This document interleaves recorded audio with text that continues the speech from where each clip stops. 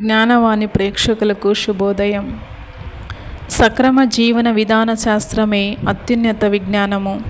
నీవు ఈ విజ్ఞానమును బడిసిన ఎడల నీవు జ్ఞానివి అని పునీత విల్లనోవాపురి థామస్ గారు పలికారు. ఇప్పుడు వారి యొక్క జీవిత చరిత్రను తెలుసుకుందాం. పునీత విల్లనోవాపురి థామసు చిన్నతనం నుండి తన తండ్రి అడుగుజాల్లో నడిచారు. వీరి తండ్రి కౌలుదారి. తాను సంపాదించినదంతా ప్రతి శుక్రవారం దానం చేసేవారు. అంతేకాకుండా ప్రతిదినం పేదలకు దినభత్యం చొప్పున రొట్టెలు పంచడం, అవసరములలో ఉన్న రైతులకు విత్తనములను ధనమును సహాయం చేసేవారు. వీరు గొప్ప రుణదాత. పునీత విల్లనోవాపురి థామసు తన తండ్రి నుండి ఓ ఔదార్య గుణమును అలవర్చుకున్నారు. అందువలననే తన జీవిత చివరి దశలో దానపరునిగాను మరియు పేదల తండ్రిగాను పేరు పొంది పైకి లేవనెత్తబడ్డారు. యువకుడైన థామసు గ్రేషియో సాలమంకాలోని అగస్తీను మఠంలో చేరి తన 28వ ఏట వరకు విశ్వవిద్యాలయాలకు తరచుగా వెళ్ళి బోధించేవారు.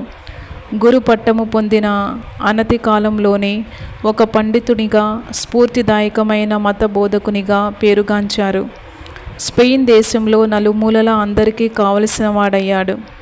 అప్పటి యూరప్ నాయకుడైన 5వ చార్లెస్ చక్రవర్తి థామస్ గారి వ్యక్తిగత పవిత్రతకు గాను గొప్ప పూజ్యభావాన్ని చూపించారు. అంతేకాకుండా తన ఆస్థాన బోధకునిగా, రాష్ట్ర కౌన్సిలర్గా నియమించుకున్నారు. థామసు స్పెయిన్లో లేని సమయాల్లో కూడా ఉత్తర ప్రత్యుత్తరాల ద్వారా చక్రవర్తి తన బంధాన్ని కొనసాగించారు.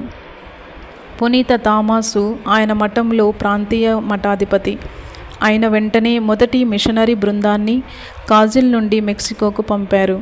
కొన్ని వందల సంవత్సరాలుగా మేత్రానులు లేని వలెన్షియా గురుపీఠానికి 1544 అతి మేత్రానులుగా నియమింపబడ్డారు. అందుకు వినయంగా వీరు అంగీకరించారు. అక్కడున్న గురువుల సామాన్య క్రైస్తవుల నైతిక జీవితాన్ని సంస్కరించ కృషి చేశారు. మేత్రాసనంలో గొప్ప గుడి నిర్మాణం కోసం కథెడ్రల్ చాప్టర్ నుండి తీసుకున్న ధనాన్ని అగ్ని ప్రమాదానికి గురి కాబడిన వారి కోసం ఆసుపత్రిని పునర్నిర్మించటానికి ఉపయోగించారు. భూగర్భ కారాగారాలను ప్రయత్నించారు. యువ గురువులకు ఒక కళాశాలను మరియు పేద విద్యార్థుల నిమిత్తము మరో కళాశాలను స్థాపించారు. తల్లిదండ్రుల దుష్ప్రవర్తన వల్ల ఇల్లు వదిలి వచ్చిన పిల్లల కోసం, అనాథ శిశువుల కోసం అనాథ శరణాలయాన్ని నిర్మించారు. పని చేసుకొని జీవనం గడిపే ప్రజల ప్రయోజనార్థం ప్రాతకాలంలోనే పూజలు సమర్పించేవారు. పునీత థామసు చాలా నిరాడంబరుడు. ఐశ్వర్యంలోనూ పేదవానిగా జీవించారు. చినిగిన తన బట్టలను తానే కుట్టుకొని ధరించేవారు. బిషప్గా తనకు వచ్చే ఆదాయంలో 3వ వంతును పూర్తిగా దాన ధర్మాలకు వినియోగించేవారు. ప్రతిదినం సుమారు 500 మందికి అన్నదానం జరిగేది.